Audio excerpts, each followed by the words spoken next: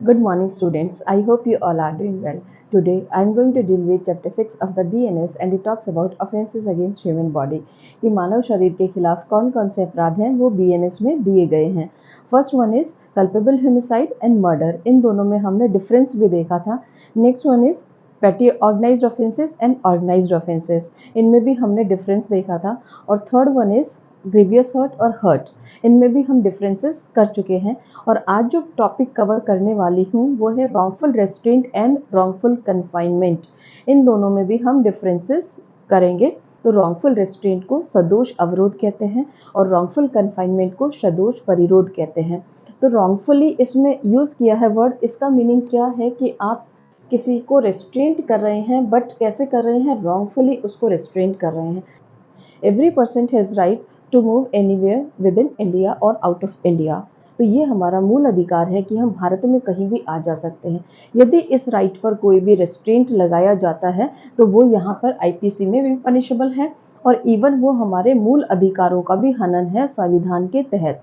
तो students, section 126 कहता है कि whoever voluntarily obstructs any person, कि यदि आप किसी को स्वेच्छा से क्या कर रहे हैं, उसको ऑब्स्ट्रक्ट कर रहे हैं, उसे रोक रहे हैं, किसी पर्सन को so as to prevent them, उसको रोक रहे हैं, that person from proceeding any direction. उसका राइट है. उसका क्या राइट है? A right to proceed. ये उसका फंडामेंटल राइट भी है. तो अगर आप इस राइट को रोकते हैं किसी भी डायरेक्शन में जाने से उस पर्सन को, तो उसने क्या किया है? रॉन्गफुल रेस्ट्रेंट का अपराध किया है. तो यहाँ पर वर्ड लिखा है वॉलेंटरली, और वॉलेंटरली को ऑलरेडी हम पढ़कर आ चुके हैं कि स्वेच्छा से कब कहेंगे कि स्वतंत्र रूप से तुमने कोई काम किया है. इट मीन्स आपने उसको इंटेंशनली और नॉलेज के साथ उस काम को किया है.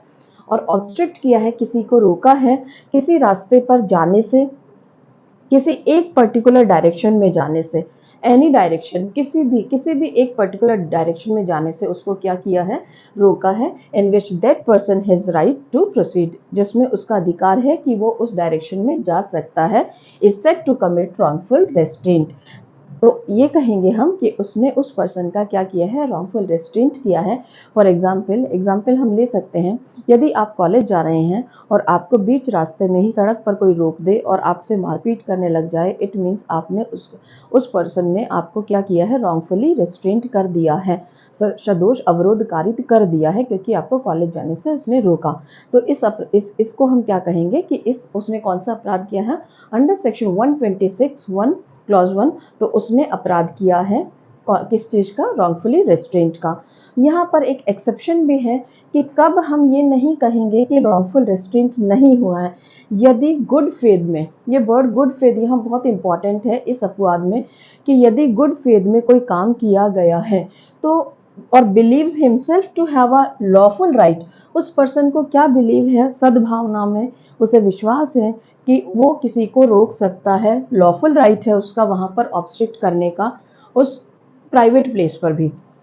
तो यहाँ हम क्या कहेंगे कि गुड फेथ में अगर किया है तो वह यहाँ अपवाद की श्रेणी में आता है. और ऑलरेडी हम इस गुड फेथ को देख चुके हैं जब हमने अपवादों वाला जो चैप्टर किया था इस बीएनएस में. तो उसमें हमने देखा था कि जितने भी काम गुड फेथ में किए गए हैं तो वो यहाँ पर क्या अपवाद की श्रेणी में आ जाते हैं. एग्जाम्पल यहाँ बीएनएस में भी दिया है, सेक्शन 126 में भी. ए नॉट इन गुड फेथ, अगर वो गुड फेथ में नहीं करता है, ऑब्स्ट्रक्ट्स बी को उसने ऑब्स्ट्रक्ट किया है and thereby prevent B from passing away, उसको उस रास्ते से जाने से रोक दिया है, तो उसने गुड फेथ में काम नहीं किया है. नॉट यहाँ किया, नहीं किया है, तो नहीं किया है तो फिर उसने अपराध किया है. यदि यहाँ फायदा तभी मिलेगा जब आपने वो काम गुड फेथ में किया हो. तो यहाँ इस एग्जाम्पल के थ्रू हम इसे समझ सकते हैं. नेक्स्ट आपका पनिशमेंट पार्ट है. इसके सबसेक्शन 2 में पनिशमेंट दिया है. पनिशमेंट कितना है? Up to 1 month simple imprisonment है और 5000 रुपीज़, या फिर दोनों. 1 महीने की सजा है और या फिर उसको जुर्माना है 5000 रुपये तक का. पहले ये जो जुर्माना था ये केवल 500 रुपये तक का था, बट अब ये जुर्माना 5000 रुपये तक का लगा दिया गया है. Next section 127 clause 1 and it talks about wrongfully confinement. ये किसकी बात करता है?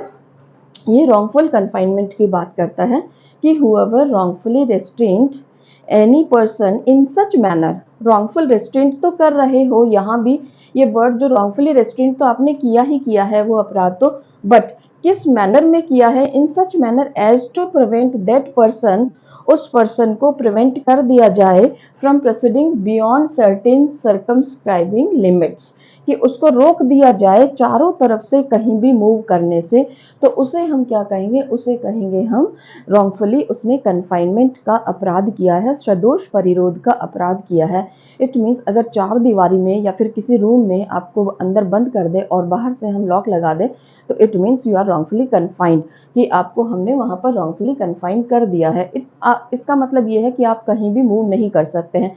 इन दोनों में डिफरेंस क्या है, यहाँ आप एनी डायरेक्शन में आपको रोका जाता है, बाकी सब डायरेक्शंस आपके लिए खुले हैं, आप कहीं और जा सकते हो। जैसे वो कॉलेज वाला जो उदाहरण लिया था हमने, उसमें आप अगर पुलिस स्टेशन भी जा सकते हो, आप अपने घर वापस भी जा सकते हो, बट उस सेम पर्टिकुलर डायरेक्शन में आपको जाने से रोका है, तो उसे हम कहेंगे रॉन्गफुल रेस्ट्रेंट।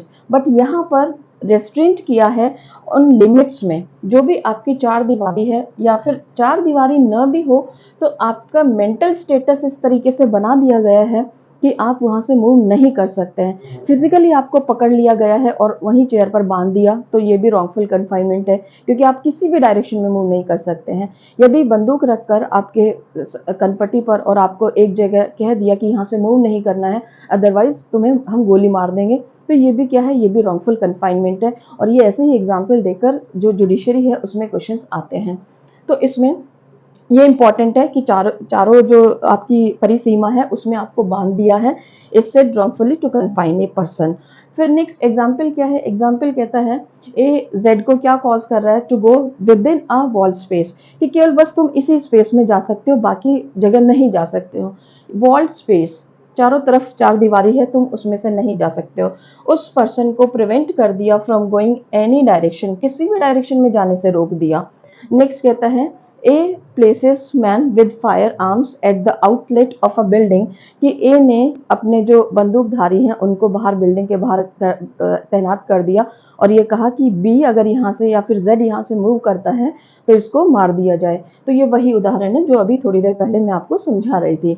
तो ये इसमें दो उदाहरण दिए हैं, उसके थ्रू भी हम इस रॉन्गफुल कन्फाइनमेंट को समझ सकते हैं। नेक्स्ट सबसेक्शन 2 में पनिशमेंट है। पनिशमेंट कितना है इसका, इसका पनिशमेंट है 1 ईयर, 1 साल का पनिशमेंट है, और इसमें 5,000 तक का जुर्माना है, और या फिर दोनों। तो यहाँ पर पहले 1,000 रुपये जुर्माना था और यहाँ पर पहले 500 रुपये जुर्माना था, बट अब यहाँ बीएनएस में जुर्माने की जो रकम है उसको क्या कर दिया, इंक्रीज कर दिया है। सबसेक्शन 3 कहता है कि कितने दिन के लिए आपने किसी पर्सन को रॉन्गफुली कन्फाइन किया है, बंद रखा है। अगर 3 डेज या उससे ज्यादा के लिए रखा है तो 3 इयर्स का पनिशमेंट है, और 5,000 जुर्माना है, या फिर दोनों। सबसेक्शन 4 में अगर उसको 10 डेज या उससे ज्यादा के लिए रखा है तो 5 इयर्स का उसमें क्या है, उसमें 5 इयर्स की उसमें सजा है, and not less than 10,000 rupees उसमें क्या है, जुर्माना है। एंड सबसेक्शन 5 में इसमें रिट ज्यूरिसडिक्शन की बात की गई है कि यदि अगर आप रिट ज्यूरिसडिक्शन जो है उसके तहत अगर किसी कोर्ट ने रिट निकाली है कि आप इस पर्सन को, इसको हैबियस कॉर्पस की रिट है कि आप इस पर्सन को यहाँ पेश करिए, और फिर उसके बावजूद आपने उसे पेश नहीं किया है, तो उस केस में भी आपने रॉन्गफुल कन्फाइनमेंट का अपराध कर दिया है। इसमें कितनी सजा है, इसमें 2 इयर्स की सजा है, और फाइन भी है, फाइन भी लगेगा, प्लस फाइन है। यहाँ और करके था कि और फाइन, बट यहाँ पर फाइन भी लगेगा। और सबसेक्शन 6 में इन्होंने बात की है कि अगर उस पर्सन को प्लेस ऑफ कन्फाइनमेंट को तुमने क्या किया है, छुपाया है, जिस पर्सन को तुमने रॉन्गफुली कन्फाइन किया है उसको छुपाते हुए किया, उस प्लेस के बारे में किसी को नहीं पता, उसके किसी भी इंटरेस्टेड पर्सन को नहीं पता, और नए पुलिस ऑफिसर्स को पता है कि उस पर्सन को आपने कहाँ छुपाया है, तो उसके लिए एडिशनल सजा दी है। अगर प्लेस को छुपाते हैं तो 3 साल की एडिशनल सजा है, और फाइन भी लगेगा। और सबसेक्शन 7 में बात की है कि अगर किसी पर्सन को आपने रॉन्गफुली कन्फाइन किया है ताकि उससे प्रॉपर्टी एक्सटॉर्ट कर सके, तो उसके लिए एडिशनल 3 साल की सजा है और फाइन भी लगेगा। और सब सेक्शन 8 में क्या बताया कि एक्सटॉर्टिंग कन्फेशन, कि किसी को कन्फेशन एक्सटॉर्ट करने के लिए, संस्वीकृति उसको करवाने के लिए आपने उसे रॉन्गफुली कन्फाइन किया है, या फिर उससे कोई ऐसी इंफॉर्मेशन गेन करने के लिए उसने किसी अपराध से संबंधित, तो उसको गेन करने आपने उसे रॉन्गफुल कन्फाइन किया है, या फिर उससे कोई भी प्रॉपर्टी का रेस्टोरेशन करने के पर्पज से आपने उसे रॉन्गफुली कन्फाइन किया है, तो यहाँ भी 3 साल की सजा है प्लस फाइन भी लगेगा। तो ये पर्पसेस बताए हैं बाद वाले जो सब क्लॉजेस हैं उनमें कि किस किस पर्पस के लिए आपने किसी पर्सन को रॉन्गफुली कन्फाइन किया है, तो उसके लिए अलग अलग सजा दी गई है। मेनली एग्जाम्स में ये क्वेश्चन पूछा जाता है कि इनमें डिफरेंस क्या है, तो मेंस में भी आ सकता है कि इन दोनों में डिफरेंस क्या है, सजा को लेकर भी डिफरेंस है और वैसे इसकी जो ग्रेविटी है उसको लेकर भी डिफरेंस है। और दूसरा जो क्वेश्चन पूछा जा सकता है वो जजमेंट राइटिंग में इन सेक्शंस को पूछा जा सकता है, क्योंकि जजमेंट राइटिंग में प्रॉब्लम देते हैं, उस प्रॉब्लम में ये धारा भी कभी कभी यूज में आ जाती है कि अगर किसी पर्सन को रॉन्गफुली क्या किया गया है, कन्फाइन किया है या फिर रॉन्गफुली उसको रेस्ट्रेंट किया गया है कि ए ने बीच सड़क में बी को रोका और उसे मारपीट शुरू कर दी। तो यहाँ रॉन्गफुल रेस्ट्रेंट का जो है अपराध उसने कर दिया है, क्योंकि उसने किसी एक पर्टिकुलर डायरेक्शन में जाने से उसको रोका है। तो जजमेंट राइटिंग में जब ऐसी कोई प्रॉब्लम देते हैं तो उसमें ये धारा भी वहाँ पर चार्ज फ्रेमिंग में अप्लाई हो जाती है। तो आई होप स्टूडेंट्स ये टॉपिक आपको समझ में आया होगा, आप इसमें डिफ्रेंशिएट कर पाएंगे और आप अपने आंसर को बहुत बेहतर तरीके से लिख पाएंगे। Now I am going to end the session. Thank you students, bye.